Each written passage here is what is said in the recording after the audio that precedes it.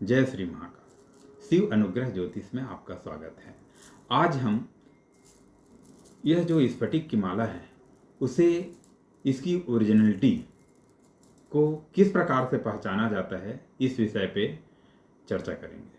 कि जो स्फटिक की माला है ये जो है एक प्रकार से जैसे इसमें जेली लगा है इस प्रकार से जो है दिखाई देता है चमकते हुए।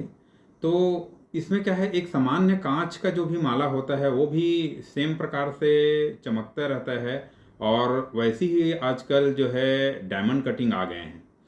तो हम इसको और अच्छे तरीके से कैसे पहचानें कि कौन सा माला जो है ओरिजिनल स्फटिक की माला है। इसकी पहचान का मैं एक तरीका बताता हूँ कि जैसे आप स्फटिक की माला को अपनी मुट्ठी या हथेली में ऐसे अगर आप रखते हैं तो एक लंबा समय तक रखने से अगर आपको शीतलता का महसूस हो रहा है, आपका हथेली जो है शीतल है, तो ये जो है ओरिजिनल है।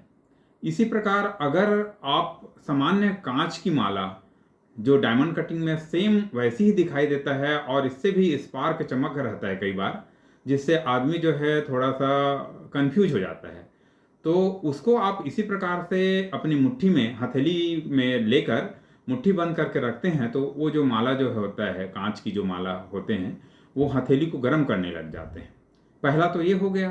और दूसरा, जब आप इस स्फटिक माला को एक अंधेरे कमरे में लेकर आप अंधेरे कमरे में वहाँ इस माला को आप रगड़ते हैं या घर्षण करते हैं तो इससे एक चिंगारी निकलती है जो स्पार्क होता है।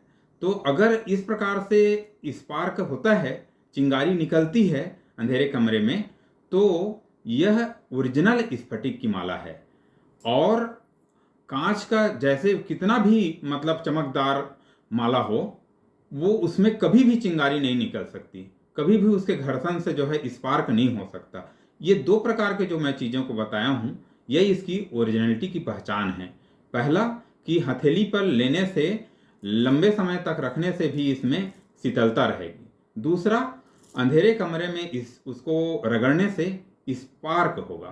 तो ये दो जो तरीके से इनको जज किया जा सकता है, इसको परखा जा सकता है कि ये जो स्फटिक की माला हमको जो दिया गया है वो ओरिजिनल है कि नहीं। जय श्री महाकाल।